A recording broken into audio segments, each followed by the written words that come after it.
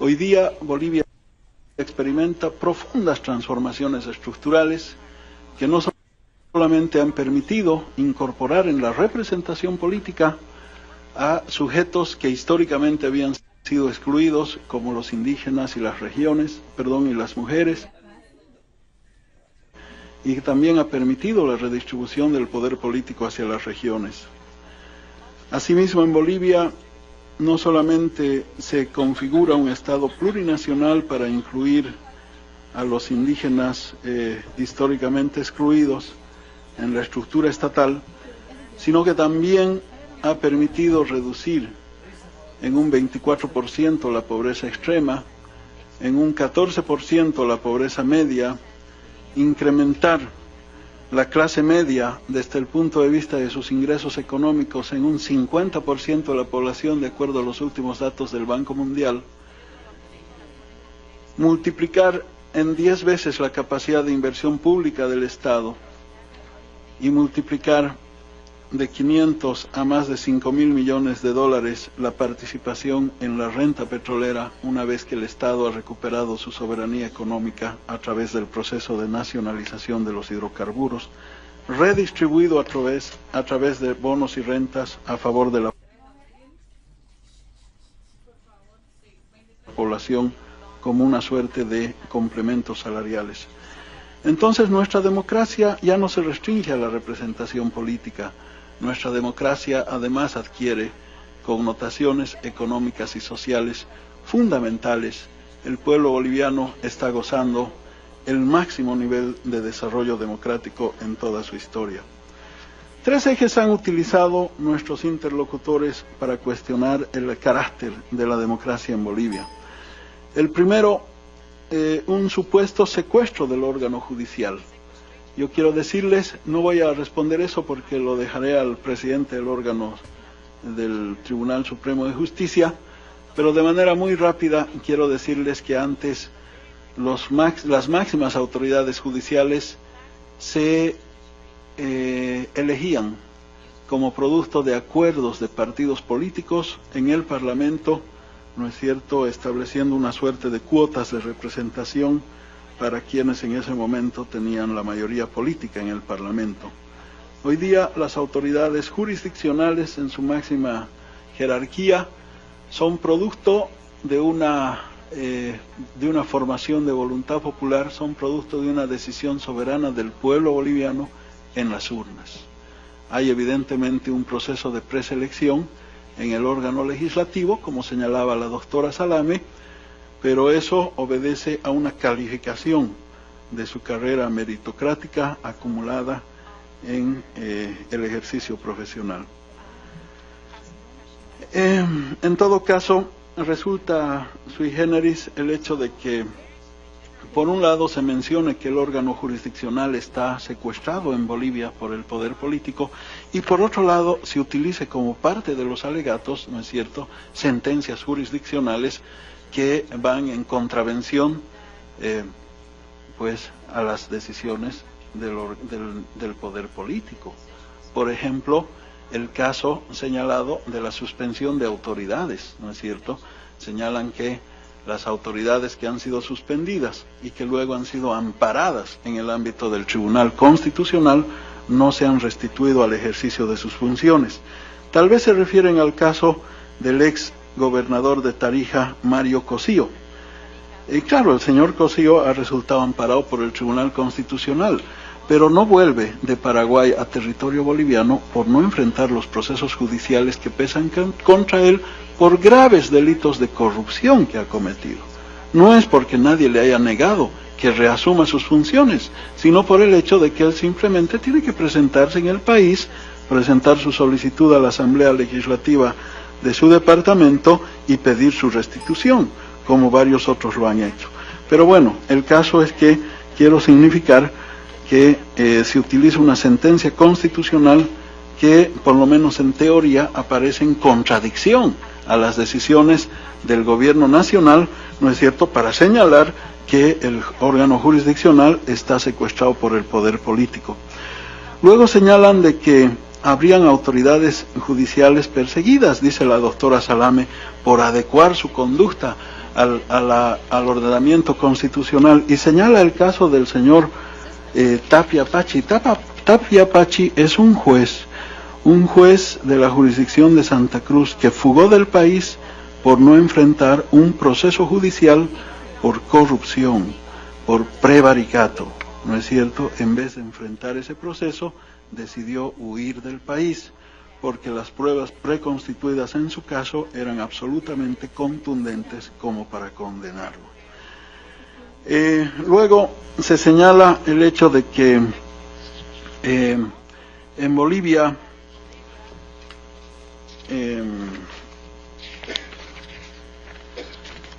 bueno, se menciona el caso de este supuesto caso de terrorismo.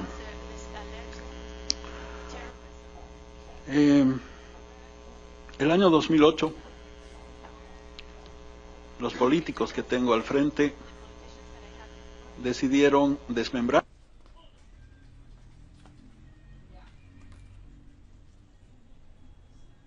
no aceptaban este proceso de profundas transformaciones en el país. Ahí ustedes tienen en la pantalla un manifiesto del Comité Cívico de Santa Cruz, que decía que Santa Cruz se iba a separar de la estructura del Estado boliviano, en el contexto de la denominada Guerra del Gas, que liquidó, que produjo una masacre de más de 60 personas en la ciudad del Alto, que reivindicaban la recuperación del gas del control de transnacionales. Esa masacre derivó en la huida del expresidente Sánchez de Lozada y su renuncia a la primera magistratura del Estado. En ese momento ya se planteaba el desmembramiento de Santa Cruz de la estructura del Estado boliviano, porque se cuestionaba el hecho de que los movimientos sociales, el pueblo boliviano a través de sus movilizaciones estaba recuperando el control de su excedente económico y el control del Estado. Eso que sucede normalmente en la vida de los países, transformaciones sociales profundas, para los políticos que tenemos al frente, que son de tendencia ultraconservadora, resultaba una agresión. Y entonces pretendían una región tan importante como Santa Cruz desmembrarla del país. Para eso organizaron grupos violentos, grupos armados. Provocaron una serie de atentados contra entidades defensoras de derechos humanos. Me sorprende que, por ejemplo, utilicen como fuente de sus denuncias al Centro de Estudios Jurídicos e Investigación Social, una importantísima ONG en el país, defensa de los derechos indígenas, y que ellos mismos dirigieron para ser destruida, atacada violentamente y perseguidos a sus miembros, a sus integrantes. Nosotros también hemos sido víctimas de muchos sucesos, ataques en nuestros domicilios particulares por nada más defender indígenas. No encajaba en quienes ahora se dicen defensores de la democracia, la defensa de los derechos indígenas. Tenemos en la pantalla el caso del 24 de mayo. Indígenas torturados, desnudados, arrodillados en la plaza de Sucre, por el hecho supuestamente de responder al proceso de cambio. Los torturaron con un látigo en la mano, les hicieron besar el piso, les hicieron jurar que no iban a defender más este proceso de transformaciones que vive Bolivia. Lo presentan como un caso, dicen que condenan estos hechos, pero que ahora supuestamente la justicia está persiguiendo a las personas equivocadas. Pero no es casual. Todos estos movimientos de regionalismo y de racismo que habían promovido como parte de su tesis política, ¿no es cierto?, obedecían solamente al hecho de oponerse al proceso de transformaciones que actualmente vive el país. Ellos son quienes responden a este esquema ultraconservador. Llamaron al presidente Evo Morales de macaco, lo compararon con un animal antropoide. Decían que los movimientos sociales del occidente del país eran unas hordas utilizando un término que acuñó Morgan para referirse a los grupos antropoides precivilizatorios, porque su interpretación darwinista del proceso social boliviano, ¿no es cierto?, hacía que el regionalismo y el racismo se constituyan en dos instrumentos para enfrentarlo, para enfrentar el proceso de cambio. En ese contexto organizaron la célula terrorista, que pretendía producir un magnicidio y dividir al país. Y ese grupo de terroristas, ese grupo de delincuentes que cometieron muchos delitos de separatismo en Yugoslavia, ¿no es cierto?, que habían sido importados por este sector conservador en Bolivia para producir los mismos efectos, ahora está sometido a un proceso judicial. Dicen que el proceso judicial en 4 años no avanza y que es una prueba de la retardación de justicia. En realidad presentaron ellos 95 incidentes para entrabar el proceso judicial. A eso se referirá seguramente la autoridad judicial que nos acompaña. Luego señalan de que en Bolivia hay más de 60 casos de ejecuciones extrajudiciales. No sé a qué se refieren, porque no hay una sola de ellas. No hay una ejecución extrajudicial producto de una decisión política, de una violencia política, de una instrumentación del poder político. ¿No es cierto? Y lo único que presentan en su denuncia, y ese caso no está siquiera en la relatoría, es una cronología de una recopilación de prensa. No sé si el documento habrá incluido elementos probatorios, instrumentos que se han arrimado al cuaderno de investigación, ¿no es cierto? En la mayoría de los casos se refieren a procesos judiciales que están en curso, que ni siquiera tienen sentencia, ¿no es cierto? Pero por lo menos en el documento que hemos conocido en las últimas horas, porque este documento se nos ha remitido hace 24 horas, ¿no es cierto?, lo hemos conocido recién anoche nosotros a nuestra llegada. Por lo menos lo único que hay es una relatoría de prensa, de noticias de prensa, y este caso de las ejecuciones extrajudiciales ni siquiera está respaldado en la prensa. En muchos casos se hacen especulaciones tan fuera de lugar que se menciona que en determinadas movilizaciones sociales han muerto bebés, mujeres embarazadas que han perdido a sus hijos, que no sé qué, y no hay un solo caso que realmente esté documentado. Es una cronología de prensa y luego una relatoría a partir de noticias de prensa que luego desfiguran inclusive las noticias de prensa. No puede ser considerado un trabajo serio y no puede la CIDH admitir siquiera este tipo de documentos y de sustentaciones. Señalan luego el caso del TIBNIS. En el TIBNIS se ha ejecutado un proceso de consulta, ¿no es cierto?, por más de un año, y han participado de manera entusiasta, proactiva, prácticamente la totalidad de las comunidades indígenas. Voy terminando. Solamente algunos dirigentes que en ejercicio democrático han pactado políticamente, por ejemplo, con la gobernación de Santa Cruz. Pueden poner ustedes ahí la referencia del periódico, ya que nos gusta la prensa, podemos poner la noticia de prensa que da cuenta el acuerdo entre los dirigentes Chávez, ex dirigente del SIDOP, y la gobernación de Santa Cruz, que asesora el señor Cuellar, ¿no es cierto?, que tienen un acuerdo político, está bien, muy legítimo, pero ya no es dirigente del TIBNIS. ¿Por qué está siendo enjuiciado ese señor? Por haber torturado a otro indígena disidente a él, ¿no es cierto?, en un caso absolutamente particular en el que no interviene el Estado. Finalmente se mencionan cifras: 87% de detenidos preventivos. 83% es la cifra en realidad, pero esa cifra se mantiene invariable. Hace 2 décadas en nuestro país es un problema estructural que tenemos, evidentemente, las detenciones preventivas y los problemas en materia penitenciaria, pero no es un problema que tenga relación directa con los hechos que se han señalado, sino es un mal que lo venimos arrastrando hace muchos años. Quiero pedir al presidente del tribunal que se refiera al tema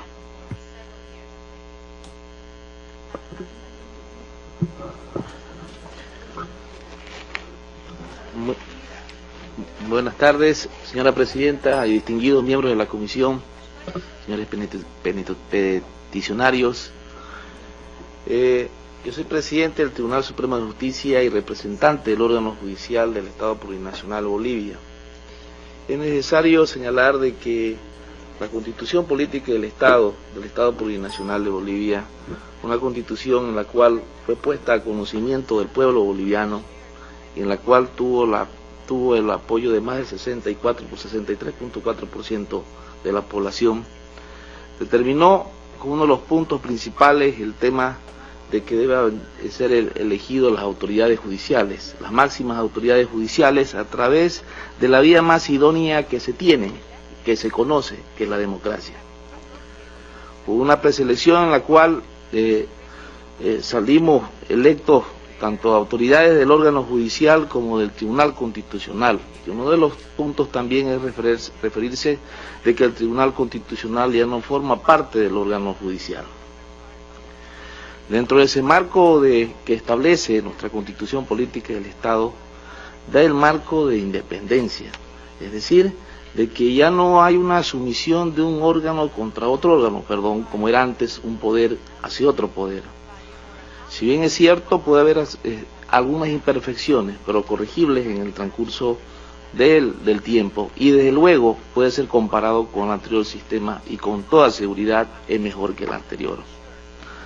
En el tema de que supuestamente de que se hubiere autoridades judiciales que estarían siendo presionadas a objeto de determinar aún un fallo, es decir, que afectaran su independencia, su autonomía como autoridad jurisdiccional, es necesario señalar y puedo certificar de que el Tribunal Supremo de Justicia no tiene ninguna denuncia respecto de una autoridad judicial a efectos de que nosotros podamos aplicar lo que señala nuestro actual procedimiento penal, que en su artículo 3 en forma clara señala de que cuando exista algún tipo de presión de un poder, de un órgano del Estado hacia otro poder, se tendrá que hacer la denuncia ante la Corte Suprema de Justicia, y si viene de parte de nosotros, o sea de las máximas autoridades, ante los jueces, ante el Congreso Nacional, hoy día Asamblea Plurinacional, y si viene de parte del Tribunal de Alzada o de vocales hacia los jueces,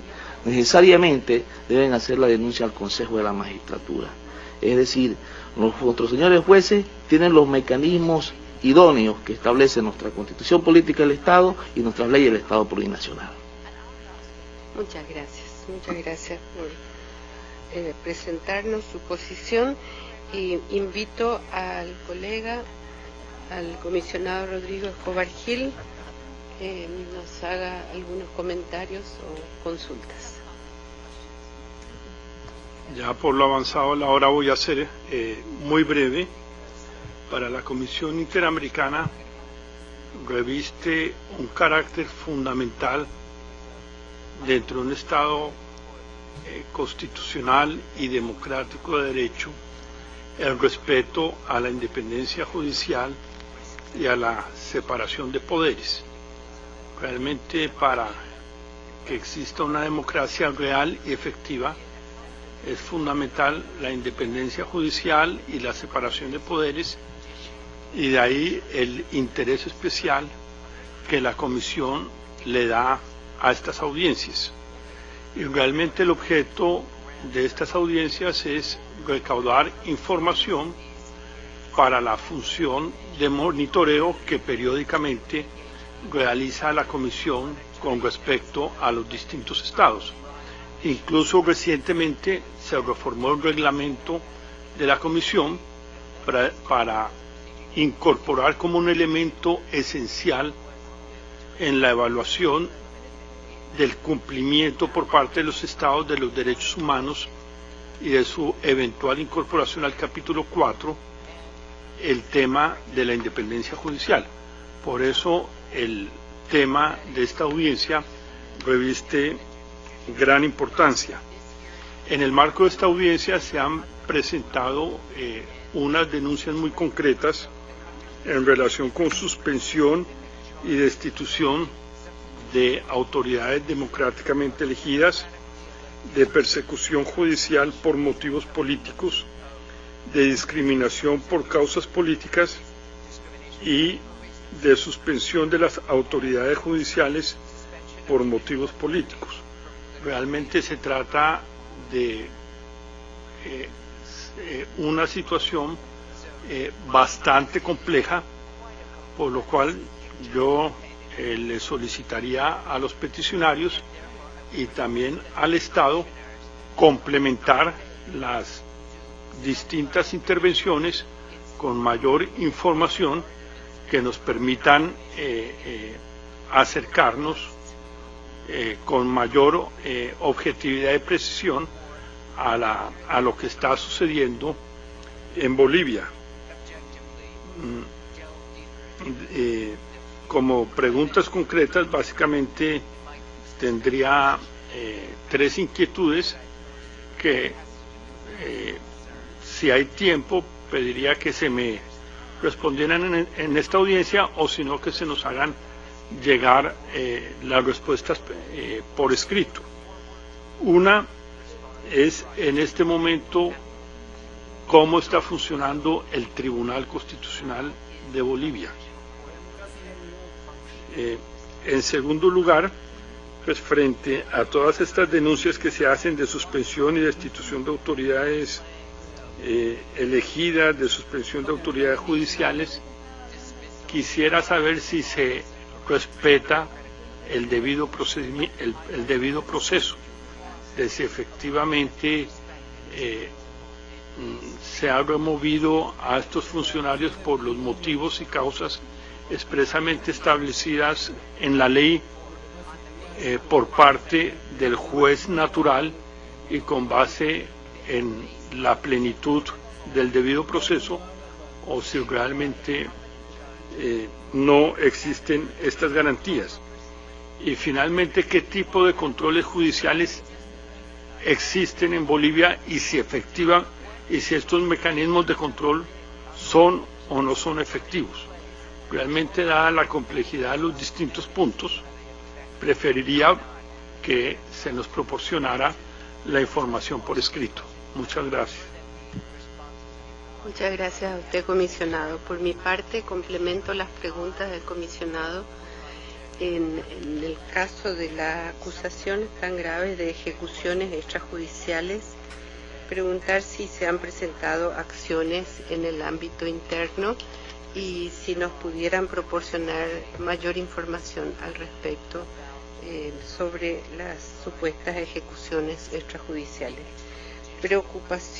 Quisiera manifestar preocupación en relación a el alto número de detenciones preventivas, que aunque es un problema de larga data, sigue siendo de preocupación de la Comisión. Y también me gustaría saber si a partir de la elección por voto popular para ocupar los cargos de la judicatura boliviana, si qué cambios se han visto a partir de esa nueva modalidad, y si problemas como esta detención preventiva de largo tiempo y de un número muy grande de detenidos en prisión preventiva, así como los problemas de derecho de defensa en cuanto a declarar en su lengua materna, si estos problemas están siendo atendidos por este nuevo sistema. Lo que no podamos ahora dilucidar en estos 5 minutos que daré a los peticionarios y también a los representantes del Estado, les agradecemos mucho si nos pueden proporcionar por escrito. Muchas gracias. La palabra. En primer lugar, me gustaría referirme a qué pasa con el Tribunal Constitucional. Evidentemente, el Tribunal Constitucional ha dictado fallos que, digamos, honran su magistratura, como ser, por ejemplo, el fallo que se dictó precisamente en ocasión de el desacato, el delito de desacato, y además también declarar la inconstitucionalidad de la retroactividad de la norma, que se había puesto en la ley Marcelo Quiroga Santa Cruz. pero lo que nosotros pedimos al Tribunal Constitucional de Bolivia es que las sentencias tienen que ser prontas, tienen que ser oportunas, pero además sentencias claras, porque si en el caso Tignis hubiese el Tribunal Constitucional dictado una sentencia clara, no hubiéramos tenido el problema que se ha dado en Bolivia. Entonces, ese es el pedido que se le hace al Tribunal Constitucional, y desde luego pedir al órgano ejecutivo que no desacredite la actuación del Tribunal Constitucional cuando emite algún fallo que no es del agrado del Tribunal Constitucional, pues uno de los parlamentarios, precisamente del partido de gobierno, cuando solamente admitió el Tribunal Constitucional el caso relacionado al conflicto de competencias entre la justicia ordinaria y la justicia indígena campesina, lo desacreditó indicando que ese tribunal no servía, que no respondía, etc. Voy a pasar la palabra al doctor. Gracias, señora presidenta, señores comisionados. Evidentemente nos comprometemos públicamente a hacerles llegar por escrito todo la respuesta que reafirme todo lo que hemos declarado. Simplemente me voy a referir al no respeto en Bolivia de las garantías fundamentales de los derechos humanos, como es el juez natural, el debido proceso y el derecho a la defensa lo más amplio posible. La mayoría de los casos emblemáticos están siendo juzgados por jueces que no son del distrito judicial del cual pertenecen los acusados. Me refiero al caso de Leopoldo Fernández, que está siendo juzgado en la ciudad de La Paz, al caso del llamado supuesto terrorismo, y me alegra que el ministro comparta que es un supuesto hecho, se va a demostrar en los hechos de que esto es una tramoya, ¿no? Que está siendo ventilado por un juzgado de La Paz y no por el juez natural, con un costo enorme de recursos naturales o de recursos económicos. ¿Y por qué pongo en tapete los recursos económicos? Porque quiero decirle a esta comisión que el gobierno de Bolivia en el presupuesto 2013 destina solamente el 0,011%, disculpe, del presupuesto general del Estado para atender la justicia. Para compararlo con alguna cifra, el presupuesto de la defensa es 1.576 veces superior. Es para que ustedes se den cuenta el grado de importancia. Yo celebro que hayan venido representantes del órgano ejecutivo y del órgano judicial. Ustedes han visto el tiempo que ha tomado el representante del órgano ejecutivo y el tiempo que se ha asignado al independiente órgano judicial. Quiero decirle que no son efectivas los mecanismos de garantías a los procesos. Si hubieran sido efectivos, el señor José María Bakovic estaría vivo. Si hubieran sido efectivos, todos los que han presentado acciones de tutela ante el Tribunal Constitucional, que han recibido del Tribunal Constitucional la tutela parcial o completa de sus derechos, no han sido atendidos por el sistema judicial y continúan siendo juzgados en condiciones que ponen en riesgo su salud o sus recursos económicos, porque deben transitar toda la semana llevando a sus testigos a su defensa técnica por cuenta y riesgo de ellos mismos. Quiero decirle que el alto número de detenciones preventivas en Bolivia no se ha mantenido, se ha incrementado en los últimos 7 años de gobierno del presidente Evo Morales, y nosotros nos comprometemos a entregar el material como hemos hecho. El material que nosotros manejamos es un material público, nosotros no somos un órgano investigador, nosotros recogemos toda la información que habla de probables violaciones, las compilamos y las publicamos en documentos públicos que entregamos a todo aquel que quiera tenerlo, y que hoy vamos a darle una copia para ustedes. Muchísimas gracias, señora presidenta. Muchas gracias a usted, señor peticionario, señora peticionaria. Le damos la palabra 5 minutos a los representantes del Estado Plurinacional de Bolivia.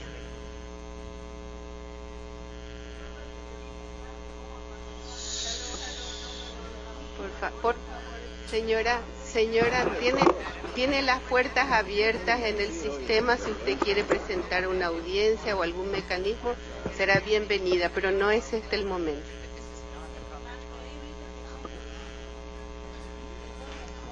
Bueno, referente al Tribunal Constitucional Plurinacional, podemos manifestar de que es el que vela por la tutela de nuestra Constitución, es el que tutela nuestra Constitución. Y para ello, la doctora Salame también lo ha manifestado, de que siempre ha estado presto a garantizar el cumplimiento de la Constitución. Es decir, entonces nuestro Tribunal Constitucional está marchando conforme lo establece, conforme lo ha determinado el pueblo boliviano, conforme lo ha decidido así.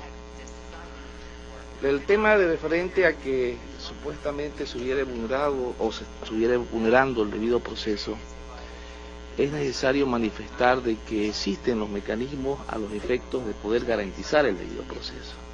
Existen mecanismos de impugnación, existen mecanismos de utilizar los incidentes adecuados, y las excusas, las recusaciones. La misma Constitución en su artículo 180 establece del tema de que garantiza el derecho a impugnar. Es decir, cuando un fallo no está de acuerdo a lo que determinó, desde luego tiene la posibilidad de poder impugnar. Nosotros como jueces del Estado Plurinacional de Bolivia, yo puedo manifestar también de que he sido más de 12 años juez y nunca he tenido un tipo de denuncia al respecto como autoridad jurisdiccional. Pero es necesario manifestar de que como autoridad jurisdiccional podemos señalar de que siempre hay una parte y una contraparte, y siempre hay una persona que le va a gustar un fallo y otra persona que no le va a gustar un fallo. Y en ese marco debemos manejarnos nosotros como operadores de justicia. Existen los mecanismos adecuados, existen los recursos extraordinarios que señala nuestra Constitución, a efectos de que supuestamente estuvieran en contra de una vulneración de derechos fundamentales contemplados en la Carta Magna. Existen los recursos en la vía ordinaria a los efectos de poder garantizar un debido proceso, existen. Ahora, de que no los hagan valer o que supuestamente no los hagan valer, no podemos nosotros acceder a ello. Solamente medio minuto. Yo sí le tomo la palabra, Presidenta. Sí, gracias. Le tomo la palabra, Presidenta.